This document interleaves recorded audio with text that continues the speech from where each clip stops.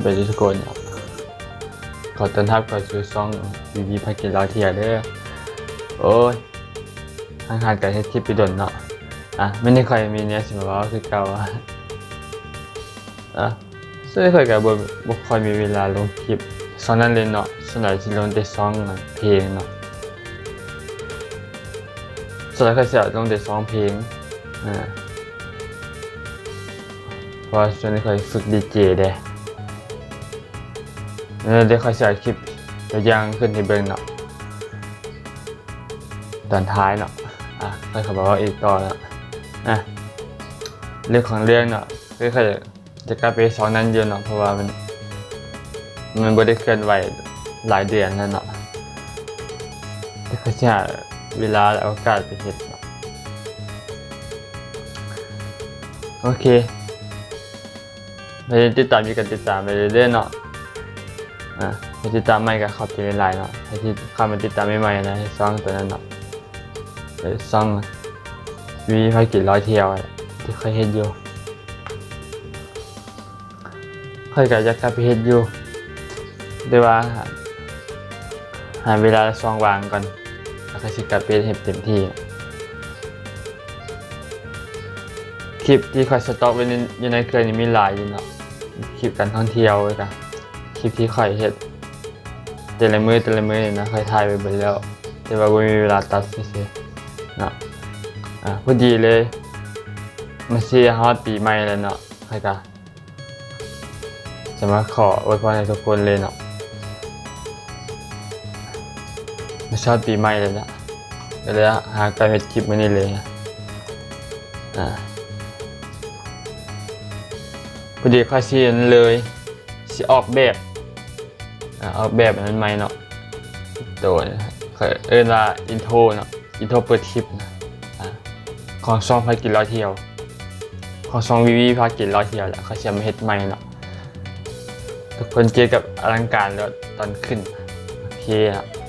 ไว้แหละเขาจะเฮ็ดมือนี่เนาะเขาหาหูพาอย่างมาก่อนเขาเชื่อมาตัด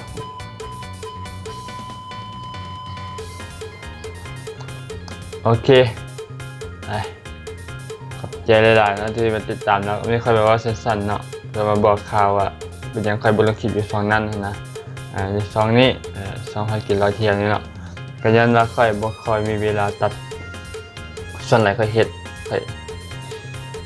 ฝึกดีเจแน่มันหลายอย่างหลายแนวเนาะแต่ได้กันเรียนเบาแล้วเนาะเดี๋ยวค่อยพยายามการเป็นลงคลิปอยู่ช่องพากินร้อยเที่ยวนี่เนาะได้ปั้นผู้ติดตามขึ้นอีกนี่ฮะมีเตส200ปลายหนึ่งนะฝากคำมาเป็นกำลังใจเด้อเดี๋ยวก็เสียโพสไว้ชุมชนยังเนาะแต่นี่ค่อยกำลังดัน2เพลงอยู่เนาะก็ช็อต 2,000 ผู้ติดตามเดี๋ยวอีกน้อยเดียวอีกคนหนึ่งเนาะครบ 2,000 พอดีแล้วก็ใช่มาโพสคำถามเนาะใครจะถามตอบนะใครที่ตอบเนาะคำถาม Q&A นะที่เขาเฮ็ดนะหลังจากครบผู้ติดตามเขาก็ไม่เฮ็ดถามยังมันถามมาได้เลยนะละมีคำถามด้วยแต่ข้อข้องใจที่จะถามค่อยเนาะก็ถามมาได้แล้วก็ชีวิตคลิป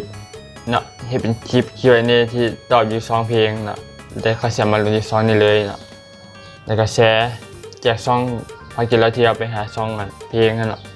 แบบการแชร์กันไปนะแชร์ไปแชร์มาใช่ไหมเอาง่ายๆไปแบบว่าโปรโมชั่นนี้ไปหาช่องนั้นโปรโมชั่นนั้นไปหาช่องนี้สินะแบบแลกเปลี่ยนกันนะโอเคประมาณนั้นแหละแปลว่าการแลกเปลี่ยนเนาะการแชร์การส่งต่อเนาะแล้วการแบ่งปันเนาะภาษาละก็การแบ่งปันโอเคเนาะไปเบิ่งคลิปตอนท้ายคลิปกันโอเคบ๊ายบายทุกคนฝากกดติดตามอยู่ด้วยช่องพากินร้อยเที่ยวเนาะวีพากินร้อยเที่ยวเลยกันวีMusic Official เนาะแล้วก็ M Smack Studio เนาะที่เคย3ช่องเลยเนาะส่วนช่อง M Smack Studio นี่ค่อยกันสิขอมาไว้ทีนึงเนาะขอว่าอีก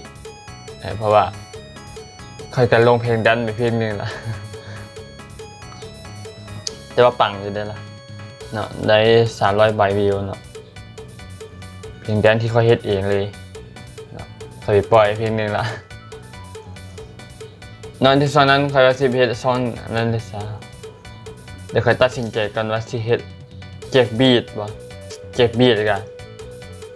แจกดนตรีคาราโอเกะนะที่เขาเฮ็ดเองนี่แหละไปปล่อยซองนั้นเนาะเพื่อมีคนนำเฮ็ดเพลงต่อสินะบางทีเขาสิเอาเฮ็ดไป2อย่างนํกันเลยบ่ถึงได้ทุกคนลองเขาคิดเห็นมาเบิ่งอ่ะ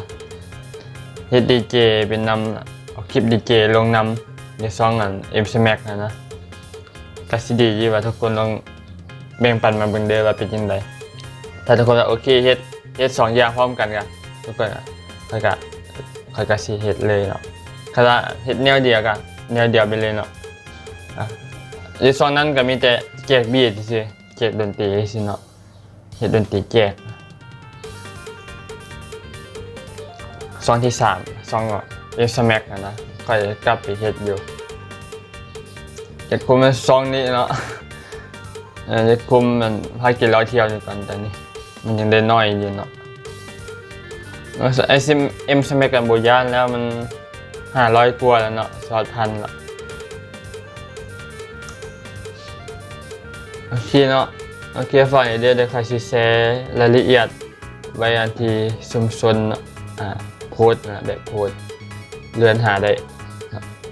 ฝากติดตามเนาะใครก็สิแชร์ไป2 เพลงแน่ๆเนาะเพื่อให้คนอื่นดู2 เพลงต่างเข้าไปซองนั้นทั้ง2 ซองนั้นเนาะโอเคขอบใจหลายๆที่ติดตามเนาะขอบใจหลายๆเด้อทุกคนบ๊ายบายเจอกันคลิปหน้าเนาะเขามีคลิปแคมปิ้งอยู่เนาะเขาถ่ายไปเมื่อคืนนี่แล้วก็สิตัดลงไว้นี่แหละเนาะโอเคบ๊ายบายเจอกันคลิปหน้าเด้อ